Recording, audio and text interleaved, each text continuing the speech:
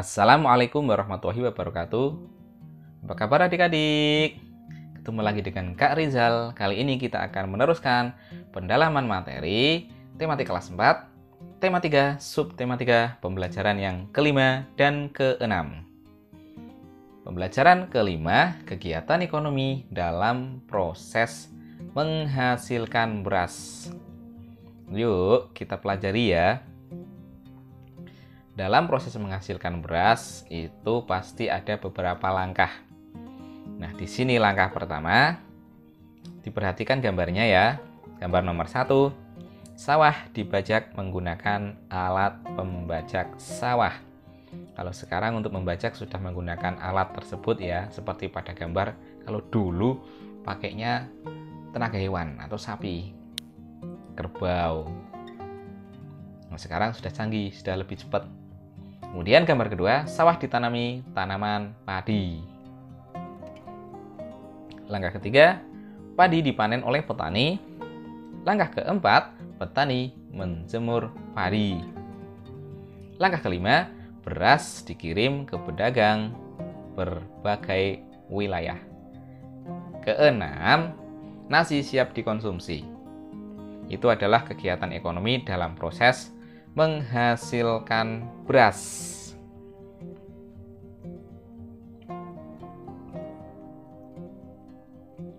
Menyelesaikan masalah yang berkaitan dengan luas keliling segitiga. Pak Rahmat memiliki tanah berbentuk segitiga seperti pada gambar di samping. Berapa luas tanah Pak Rahmat? Jika Pak Rahmat ingin memagari tanahnya, berapa meter panjang pagar yang dibutuhkan? Nah, silakan dihitung ya.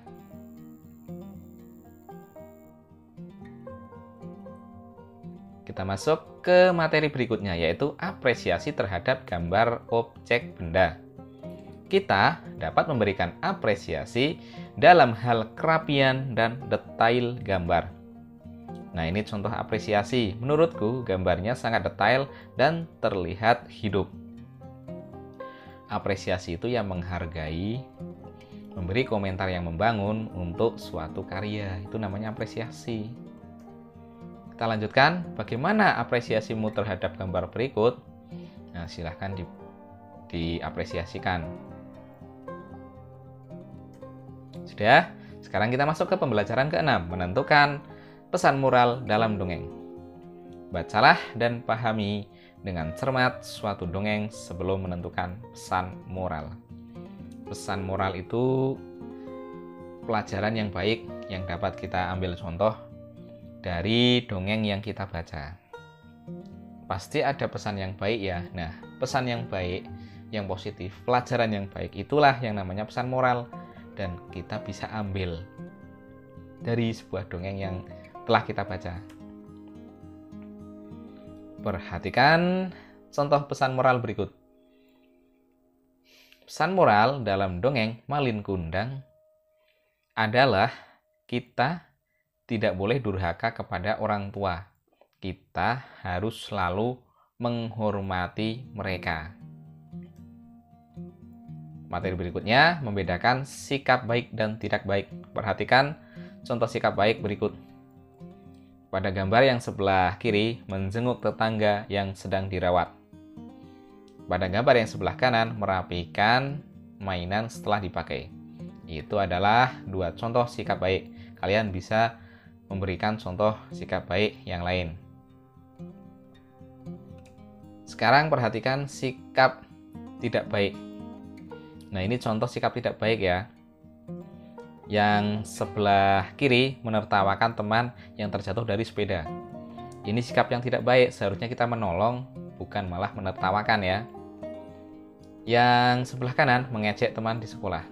Ini juga sikap tidak baik. Seharusnya itu kita mengajak teman kita itu bersama. Bersama itu indah loh, bermain bareng-bareng, bukan malah mengejek ya. Kalau mengejek itu masuk sikap yang tidak baik.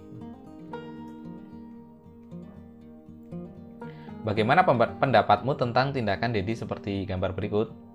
Jonas, mari aku bantu kamu berdiri. Aku antarkan ke klinik terdekat ya.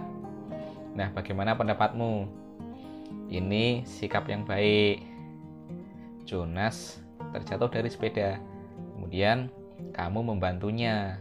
Membantu kemana? Membantu mengantarkan klinik terdekat karena Jonas terluka.